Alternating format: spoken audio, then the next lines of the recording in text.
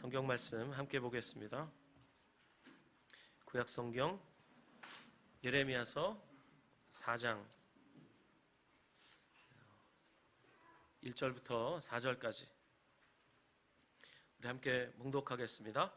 여호와께서 이르시되 이스라엘아 내가 돌아오려거든 내게로 돌아오라. 내가 만일 나의 목전에서 가증한 것을 버리고 내가 흔들리지 아니하며 진실과 정의와 공의로 여호와의 삶을 두고 맹세하며 나라들이 나로 말미암아 스스로 복을 빌며 나로 말미암아 자랑하리라. 여호와께서 유다와 예루살렘 사람에게 이와 같이 이르노라. 너희 묵은 땅을 갈고 가시던 불에 파종하지 말라. 유다인과 예루살렘 주민들아 너희는 스스로 할 일을 행하여 너희 마음 가죽을 베고 나 여호와께 속하라.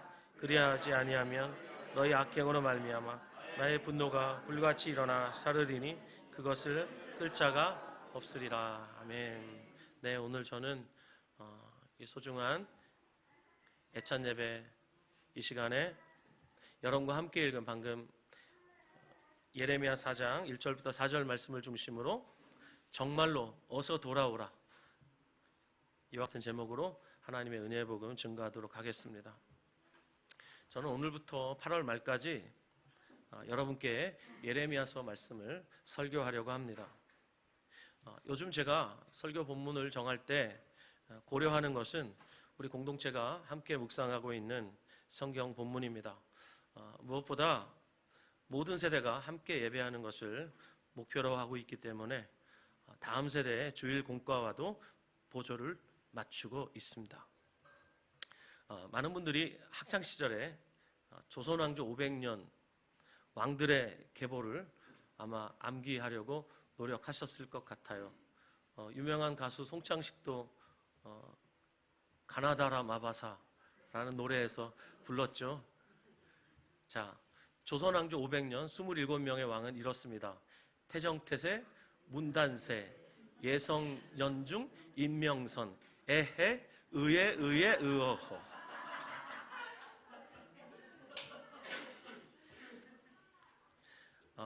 이 조선왕조 27명의 왕 중에 우리나라 사람들이 가장 존경하는 왕은 세종대왕입니다. 세종대왕을 왜 그렇게 존경하나 봤더니 그분이 이루신 엄청난 업적 때문입니다. 뭐니 해도 우리말 한글을 창제한 것이죠. 자, 우리나라에 세종대왕이 있다면 이스라엘 민족의 역사에는 다윗 왕이 있습니다. 다윗의 가장 위대한 업적을 꼽으라면 이스라엘을 통일했다는 것이죠. 이스라엘은 다윗 왕에 의해서 황금 시대를 구가했습니다. 그리고 그의 아들 솔로몬이 성전을 지었던 것도 우린 결코 간과할 수 없습니다. 이렇게 다윗과 솔로몬은 이스라엘 사람들이 가장 존경하는 왕입니다. 그런데 구약 성경에서 다윗 왕의 버금가는, 아니 어쩌면 다윗 왕보다 더 뛰어난 왕으로 손꼽히는 왕이 있습니다.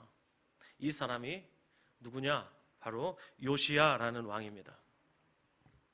열왕기하 23장 25절을 제가 봉독해 드리겠습니다. 요시야 왕에 대한 평가입니다. 요시야와 같이 마음을 다하며 뜻을 다하며 힘을 다하여 모세의 모든 율법을 따라 여호와께로 돌이킨 왕은 요시야 전에도 없었고 후에도 그와 같은 자가 없었더라. 전무후무한 왕이라는 뜻이죠. 자, 여기 요시야 왕에 대한 평가에서 제 마음을 끄는 표현이 있습니다. 바로 요시야 왕이 여호와께로 돌이킨 왕이었다는 거예요. 어떤 태도로 돌이켰냐면 마음을 다하며 뜻을 다하며 힘을 다하여 돌이켰답니다. 무엇을 가지고 그렇게 했는가? 모세의 율법을 따라 그렇게 했다고 합니다. 그리고 그의 나이 26세에 놀라운 일이 일어났습니다. 전 우리 교회 청년들이 이렇게 되었으면 좋겠어요. 26세에 놀라운 일이 일어났는데 그가 대제사장 hil기야를 시켜서 성전을 수리하게 했는데 수리하던 중에 율법책을 발견합니다. 그 율법책에 기록된 말씀을 요시야가 듣고 곧바로 종교개혁에 착수하기 시작합니다. 그래서 모든 우상을 다 철폐하고 역사상 전무후무한 유월절을 지킵니다. 이 요시야 왕이 통치하던 때 오늘 우리가 주목하고 있는 이 예레미야서를 기록한 예언자 예레미야가 역사 속에 등장했습니다. 자, 예레미야가 등장했을 때 이미 북왕국 이스라엘은 아수르 제국에 멸망했습니다. 100년 전에 이미 멸망했습니다. 남유다만 근근히 남은 상황이었는데 유다의 영적 상태가 어땠느냐? 그야말로 파탄지경이었습니다. 여러분이 잘 아시는 말씀, 예레미야 2장 13절 말씀 함께 찾아서 읽어 주십시오. 예레미야서 2장 13절.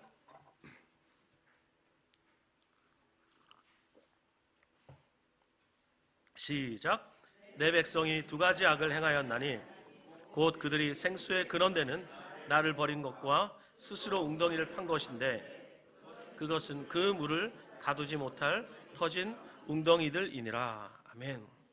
하나님 백성 유다와 하나님 사이가 이렇게 끝장나 있었습니다. 하나님 백성이 하나님을 버린 상황이었습니다. 그 누구도 이 상황을 돌이킬 수 없는 지경에 바로 예레미야가 역사 속에 등장한 것입니다. 자, 이렇게 하나님 백성이 하나님을 버린 상황에서 하나님이 행하셨던 일이 뭐냐면 요시야라는 사람을 세우시고 또 예레미야라는 사람을 세우신 겁니다. 여러분 아시겠지만 요시야라는 왕은 그가 태어나기 전 이미 300년 전에 예언되었던 사람입니다. 놀라운 사람입니다. 하나님이 요시야라는 왕을 오래전부터 준비하고 계셨다는 거예요. 이 영적인 암흑기에. 그래서 요시야를 통해서 하나님이 전무후무한 종교개혁을 하십니다. 여러분 이스라엘 역사 속에서 가장 위대한 종교개혁을 했던 왕이 누구냐? 요시야 왕이에요. 뿐만 아닙니다. 여러분 정치 지도자로는 요시야를 세우신 주님께서 영적인 지도자로 예레미야를 세우셨습니다. 이 예레미야의 눈물의 기도를 통해서 하나님 백성을 주님께서 붙들고 계셨던 거예요. 그래서 망해도 벌써 망해야 했던 이 남유다는 요시야의 지도력과 예레미야의 눈물 어린 기도 덕에 그나마 명맥을 유지하면서 하나님 말씀을 들을 수 있었습니다. 사랑하는 여러분, 우리가 하나님의 말씀을 들을 수 있다는 건 이게 보통 은혜가 아닙니다. 듣고 싶어도 듣지 못하는 사람들이 저 북녘 땅에는 부지기수예요. 오늘이 아니면 들을 수 없는 하나님의 말씀이 오늘 여러분에게 지금 임하고 있어요. 이 말씀 앞에 여러분이 서셔야 합니다. 자, 그 말씀들 중에서 오늘 본문 4장 1절부터 4절까지의 말씀이 있고요. 그 바로 앞에 3장 22절부터 25절의 말씀이 있습니다. 자, 3장 22절부터 25절의 말씀 함께 볼까요? 3장 22절부터 25절 시작. 배역한 자식들아 돌아오라. 내가 너희의 배역함을 고치리라 하시니라. 보소서 우리가 주께 왔사오니 주는 우리 하나님 여호와이시니이다. 작은 산들과 큰 산 위에서 떠드는 것은 참으로 헛된 일이라. 이스라엘의 구원은 진실로 우리 하나님 여호와께 있나이다. 부끄러운 그것이 우리가 청년의 때로부터 우리 조상들의 산업인 양떼와 소떼와 아들들과 딸들을 삼켜 싸운즉 우리는 수치 중에 눕겠고 우리의 치욕이 우리를 덮을 것이니 이는 우리와 우리 조상들이 청년의 때로부터 오늘까지 우리 하나님 여호와께 범죄하여 우리 하나님 여호와의 목소리에 순종하지 아니하였음이니이다. 아멘.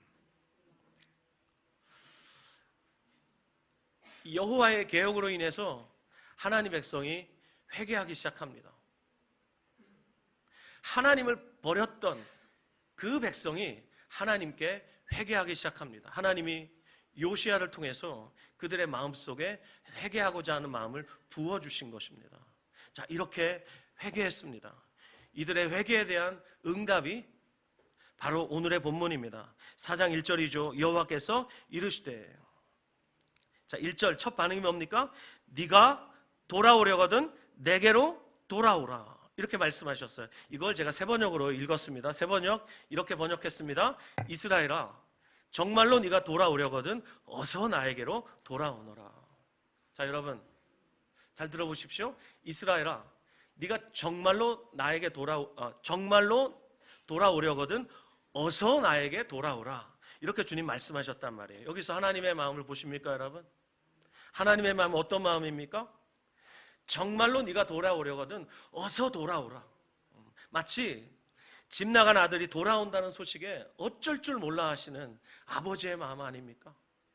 또 아니 돌아오지 않을 줄 알았던 아들이 돌아온다는 이 믿을 수 없는 소식, 전쟁터에서 죽은 줄 알았던 그 자식이 살아서 돌아온다는 소식을 들었을 때 그 마음 아니겠어요? 에스겔을 통해서 하신 말씀도 이와 같습니다. 에스겔서 33장 11절에 주님이 에스겔을 통해서 말씀하십니다. 너는 그들에게 말하라. 주 여호와의 말씀이니라. 나의 삶을 두고 맹세하노니 나는 악인이 죽는 것을 기뻐하지 아니하고 악인이 그의 길에서 돌이켜 떠나 사는 것을 기뻐하노라. 하나님은 악인이 죽는 것을 기뻐하지 않으신답니다. 그리고 악인이 돌이켜 사는 것을 원하신답니다. 자, 이렇게 하나님 백성이 하나님을 버렸던, 회개할 수 없었던 이 백성이 요시야의 개혁으로 인해서 하나님의 마음이 부어졌고 이들이 회개하기 시작했단 말입니다. 그런데 오늘 본문을 보면 좀 이상하죠. 4장 1절부터 4절에 보면 좀 이상합니다. 회개했으면 하나님이 그래 내가 용서한다 라는 말씀이 곧바로 나와야 되는데 용서의 말씀이 도배가 되어 있어야 하는데 그렇지 않고 오히려 하나님이 진정한 회개를 촉구하시는 말씀을 하십니다. 4장 8절 보시죠.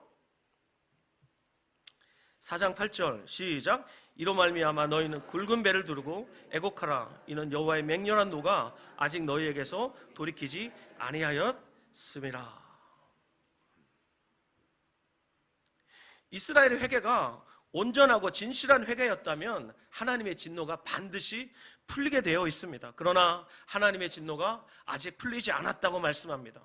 그렇다면 이스라엘의 이 회개가 참 회개가 아니었다는 것을 우리가 알 수 있죠. 3장 22절부터 25절에 있는 이 회개가 참 회개가 아니었다는 것을 우리가 알 수 있습니다. 여러분, 우리는 사람들의 말에 속을 수 있습니다. 그리고 우리는 살면서 죽을 때까지 모든 사람들을 감쪽같이 속일 수 있어요. 그러나 하나님은 절대 속지 않습니다. 그 마음 중심이 정말 회개했는가?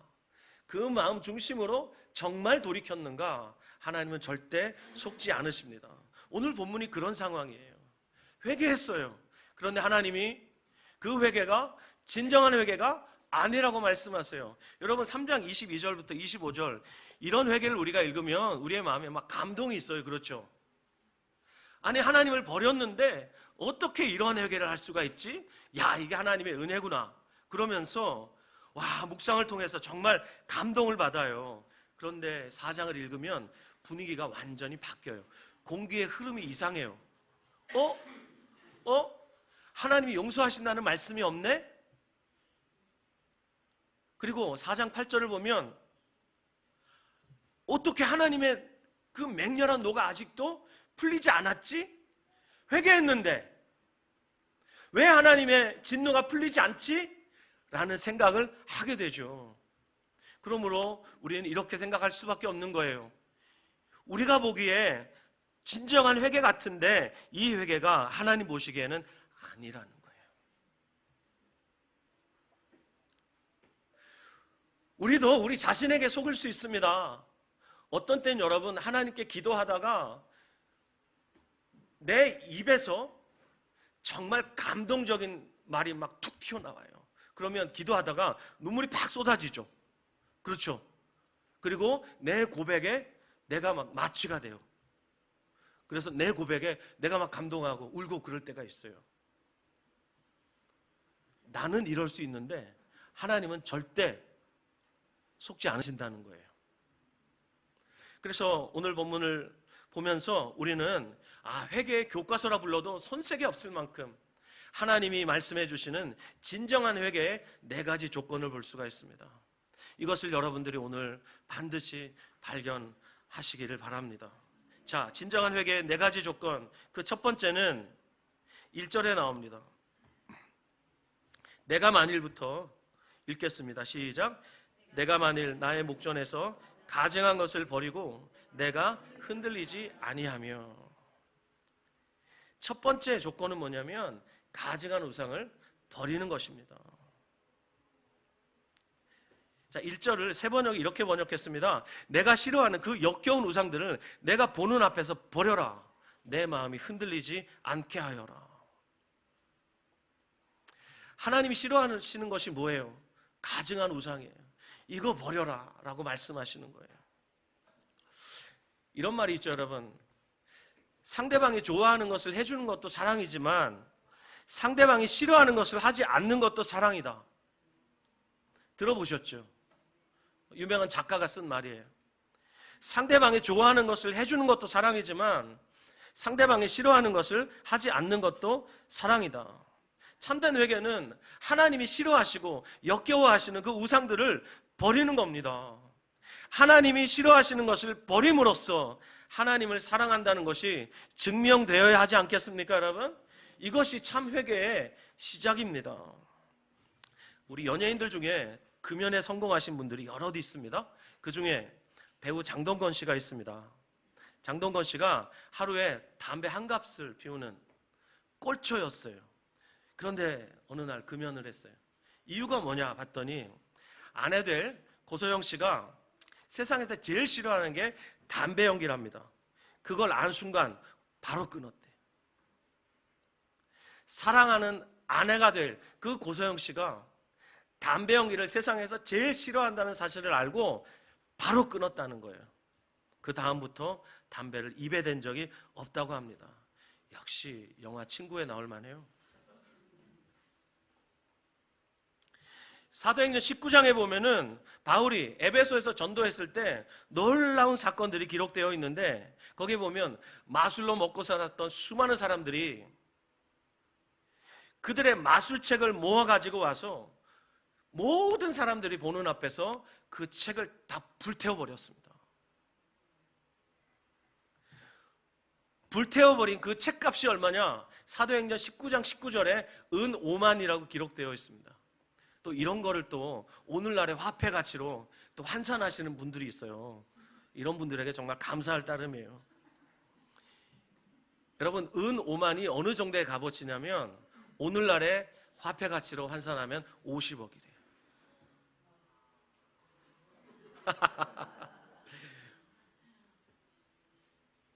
여러분의 책을 50억치를 갖다가 불사를 수 있을 사람 아무도 없을 거예요. 이거 생계수단이에요. 이거 버리면 그동안 마술로 먹고 살았는데 밥줄 끊어지는 거예요. 그런데 그들이 하나님의 말씀 앞에서 이렇게 회개한 거예요. 이렇게. 참된 회개는 하나님과 우상을 겸하여 섬기는 그 태도에서 분명하게 돌아서는 것을 말합니다. 본문 1절에서 가증한 것을 버리라고 주님 말씀하시고 그 다음에 뭐라고 그래요? 내가 흔들리지 아니하며 이렇게 말씀합니다. 여기 내가 흔들리지 아니하며 이 말이 무슨 말이냐면 가증한 우상을 버려서 네 마음이 흔들리지 않게 하라는 뜻이에요. 여러분, 요시야의 개혁으로 표면적으로는 온 국토에서 부어 만들고 새겨 만들고 깎아 만들고 그려 만든 우상들이 다 없어졌습니다. 그런데 암암리에 하나님 백성이 여전히 우상을 섬기고 있었다는 것을 오늘 본문을 통해서 우리가 알 수가 있어요. 이렇게 하나님과 우상 사이에서 머뭇거리는 것은 진정한 회개가 아닙니다. 진정한 회개는 하나님 한 분만을 선택하고 그리고 그분을 끝까지 섬기는 것입니다. 여러분, 엘리야 시대에 수많은 사람들이 바알과 아세라를 섬기고 있었어요. 엘리야가 하나님께 이렇게 탄식하죠. 하나님, 나만 남았습니다. 나만 남았습니다. 이러면서 엘리야가 하나님께 탄식합니다. 그때 하나님 뭐라고 말씀하십니까? 바알에게 무릎 꿇지 않은 7,000명을 내가 남겨두었다 라고 말씀하시자 엘리야가 힘을 얻고 갈멜산으로 올라가죠. 그래서 바알 선지자 400명, 아세라 선지자 450명을 갈멜산으로 초청합니다. 와서 너희 신에게 부르짖으라. 나는 여호와께 부르짖겠노라. 아침부터 해질 때까지 이 바알 선지자들이 말입니다, 하루 종일 바알이여 바알이여 불을 내려주소서 라고 외쳤지만 성냥불 하나도 내려지지 않았습니다. 그러나 그들이 다 실패했을 때 하나님의 선지자 엘리야가 심플하게 주여 불을 주소서 한마디에 하늘에서 불이 내려서 그 모든 재물을 물과 함께 싹 핥아버렸습니다. 그러면서 엘리야가 당시에 하나님과 바알 사이에서 머뭇거리고 있었던 그 백성들을 향해서 이렇게 말합니다. 언제까지 머뭇거리겠느냐라고 막 독려했습니다. 그리고 바알 선지자 400명을 기손 시내로 데려가서 전부 도륙해버리죠. 사랑하는 여러분, 참된 회개는 하나님과 우상 사이에서 더 이상 머뭇거리지 않는 것입니다. 우상을 버리는 것입니다. 진정한 회개의 4가지 조건, 그 두 번째는 바로 2절에 있습니다. 2절 함께 읽겠습니다. 시작.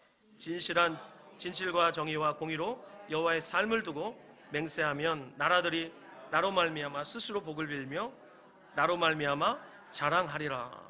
예. 여기 여호와의 살아계심을 두고 여호와의 삶을 두고 맹세한다는 것이 무엇입니까? 이건 무슨 뜻이냐면 여호와의 살아계심을 입으로 인정하는 것을 말합니다. 입으로 하나님 살아계신다는 것을 인정하는 것을 말합니다. 그러나 입으로 인정하는 것으로만은 안 됩니다. 입으로 인정함과 동시에 삶으로 고백해야 합니다. 어떤 삶을 말합니까? 2절 진실과 정의와 공의의 삶을 말하고 있습니다. 이것이 하나님 백성의 마땅한 삶인 것입니다. 하나님이 요구하시는 삶이 이런 삶이에요. 이런 삶은 살지 않으면서 입으로만 여호와의 삶을 두고 맹세하는 것은 하나님 앞에 진정한 회개가 아니라는 거예요.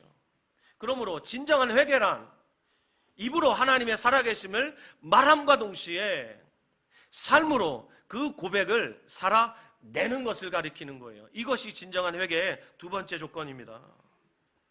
작년 2022년 우리 공동체에게 허락하신 말씀이 미가서 6장 6절부터 8절 말씀이에요.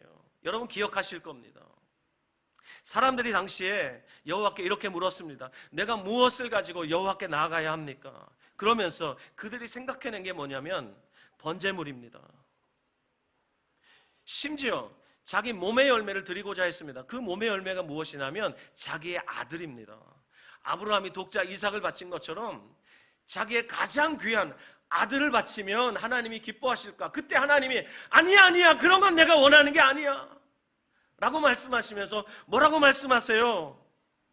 사람아 주께서 선한 것이 무엇임을 내게 보이셨나니 여호와께서 구하시는 것은 오직 정의를 행하며 인자를 사랑하며 겸손하게 내 하나님과 함께하는 것이 아니냐. 여러분, 정의를 행하며 인자를 사랑하며 겸손히 믿음으로 하나님과 함께 동행하는 자들을 하나님이 기뻐하신다는 거예요. 말로만 하나님의 살아계심을 말하면서 주님과 동행하지 않고 자기가 원하는 길로 하나님을 끌고 다니는 사람을 우리는 그리스도인이라 말할 수 없어요. 맞습니까, 여러분? 우리의 원함을 다 이뤄주시는 하나님으로 생각하고 그분을 내가 원하는 대로 끌고 다니는 신앙은 참된 신앙이 아니에요. 진정한 회개란 진실과 정의와 공의의 삶을 살아가면서 그 입으로 여호와의 삶을 두고 맹세하는 것입니다. 자, 세 번째, 진정한 회개의 세 번째 조건은 묵은 땅을 갈아엎는 것입니다. 3절 말씀입니다. 시작. 여호와께서 유다와 예루살렘 사람에게 이와 같이 이르노라. 너희 묵은 땅을 갈고 가시덤불에 파종하지 말라. 만약에 여러분이 농부를 하면 가시덤불에다가 파종하는 농부는 정말 어리석기 짝이 없는 사람입니다. 예수님의 비유를 여러분이 잘 아실 겁니다. 4가지 밭에 뿌린 씨에 대한 씨 뿌리는 비유 여러분이 잘 아실 겁니다. 마태복음 13장에 나오죠. 거기서 주님 뭐라고 말씀하시냐면 가시떨기에 뿌려졌다는 것은 말씀을 들으나 세상의 염려와 재물의 유혹에 말씀이 막혀 결실하지 못하는 자요. 가시떨기에 씨를 뿌리면 이렇게 된다는 거예요. 자, 3절에 등장하는 이 비유에서 가시떨기와 묵은 땅, 이게 도대체 무엇을 가리키는 걸까요? 회개하기 이전의 삶을 가리키는 거예요. 회개하기 이전의 삶. 이것이 3장 23절에서는 회개하기 이전의 삶을 헛된 삶이라고 말하고 있죠. 작은 산들과 큰 산에서 떠드는 것, 이거 우상 숭배하면서 그들이 떠들었던 거예요. 이것을 가리켜 참으로 헛된 일이라 이들이 깨닫고 하나님 앞에 자백했어요. 헛된 일이에요.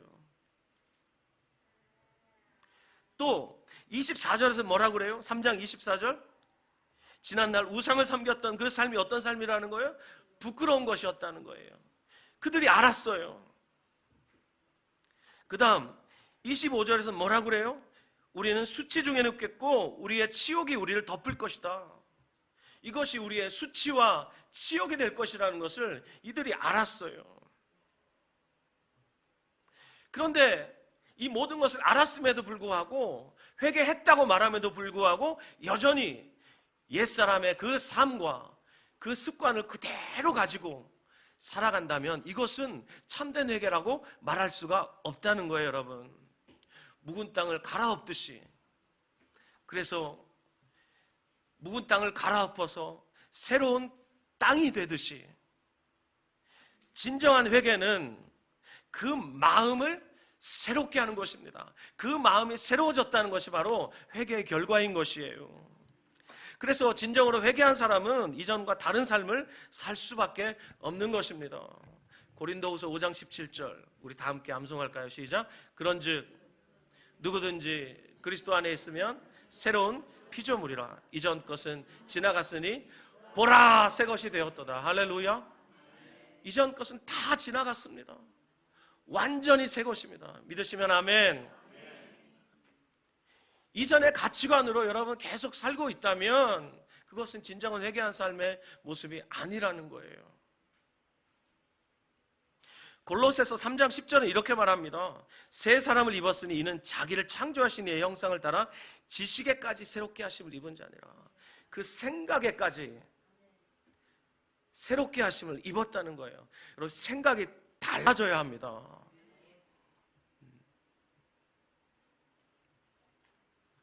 자, 마지막으로 진정한 회개의 4가지 조건, 마지막 4번째 4절입니다. 4절 같이 읽겠습니다. 시작. 유다인과 예루살렘 주민아, 너희는 스스로 할례를 행하며 너희 마음 가죽을 베고 나 여호와께 속하라. 그리하지 아니하면 너희 악행으로 말미암아 나의 분노가 불같이 일어나 사르리니 그것을 끌 자가 없으리라. 자, 4번째는 바로 이것이죠. 스스로 할례를 행하라는 것입니다. 그런데 이 할례는 어떤 할례입니까?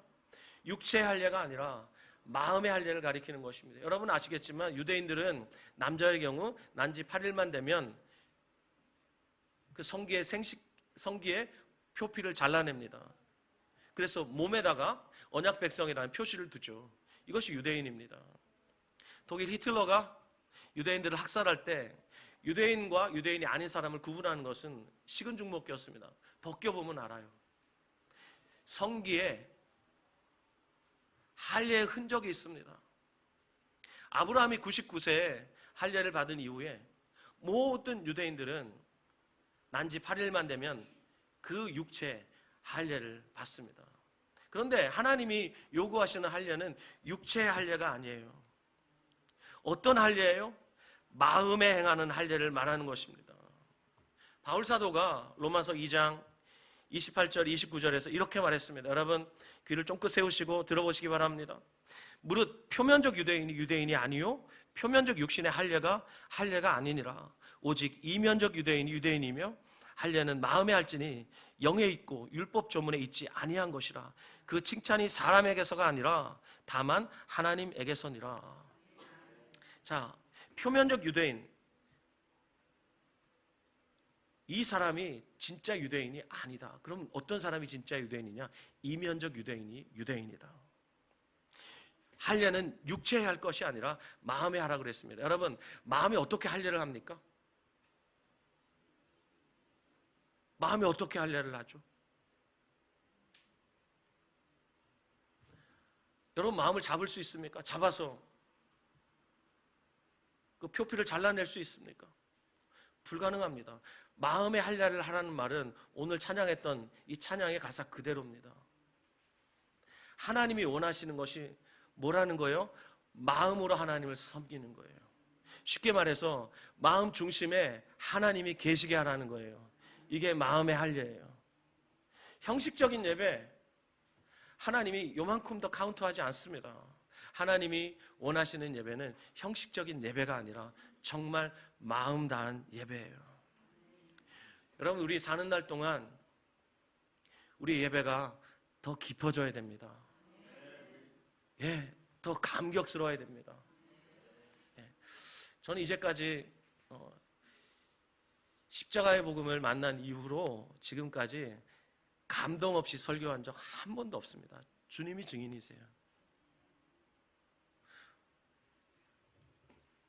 대부분의 설교에 눈물로 설교했고 감격으로 설교했습니다.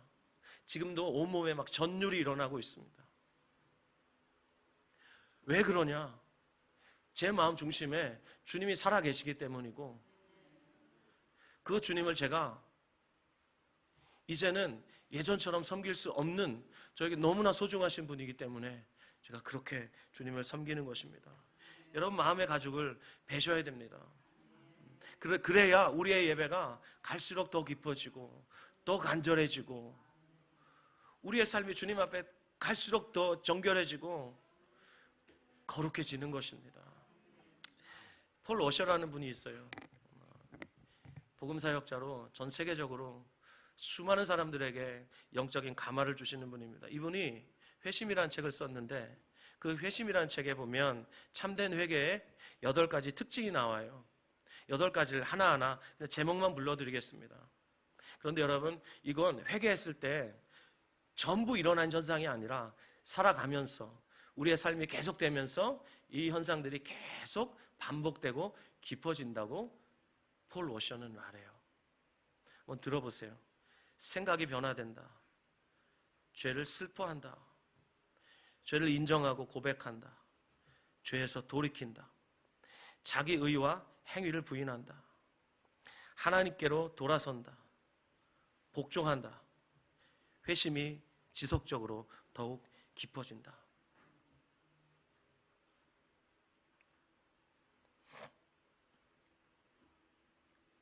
마지막 8번째, 회심이 지속적으로 더욱 깊어진다. 이것이 정상입니다, 여러분. 이것이 정상이에요. 여러분, 믿음의 선배들 보시면서 교회 30년, 40년 다니면 저렇게 문둥이처럼 마음에 아무런 감각도 없고, 설교를 들어도 아무 감각이 없고, 교회 생활을 해도 아무 감격도 없고, 봉사를 해도 그냥 로봇처럼 저게 정상인가 보다. 아니요, 그거 속는 거예요.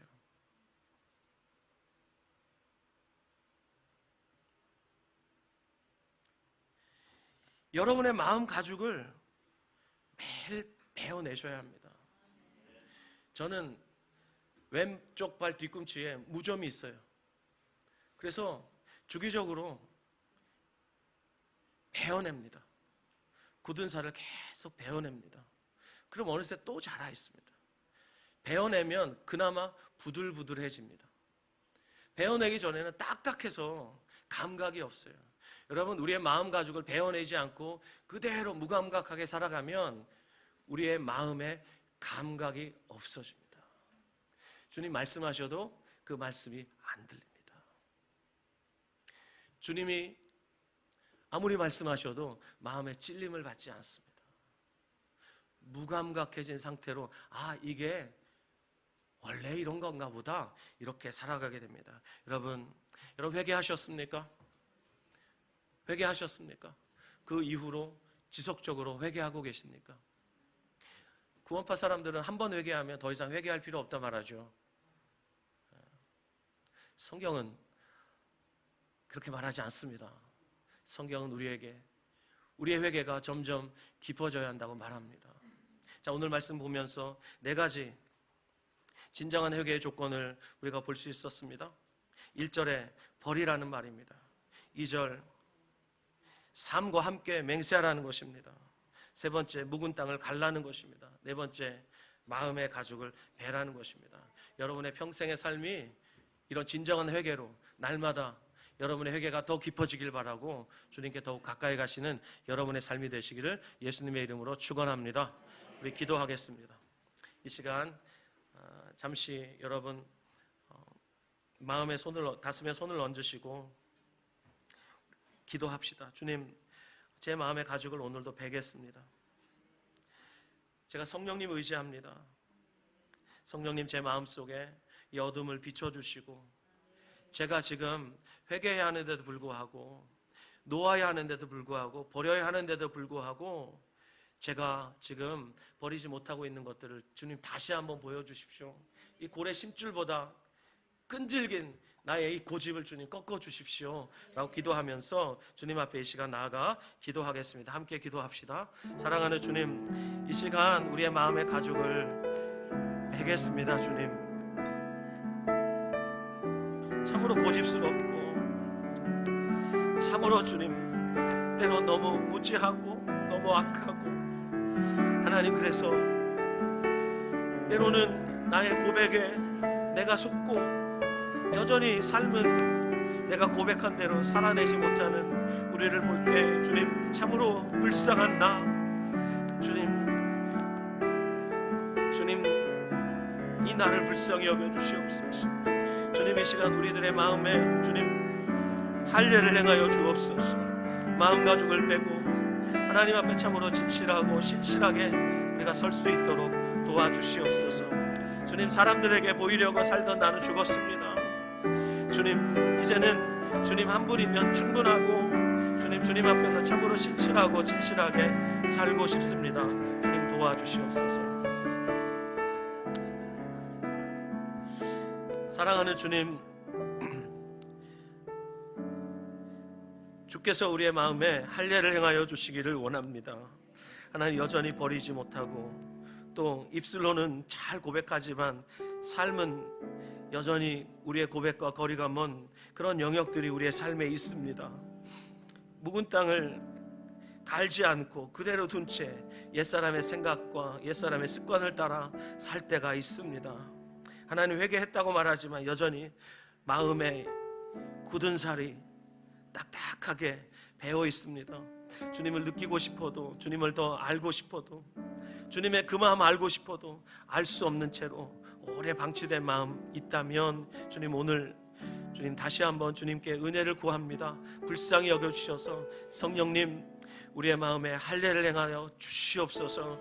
주여, 우리의 마음을 새롭게 하여 주시옵소서. 예수님의 이름으로 기도하였습니다.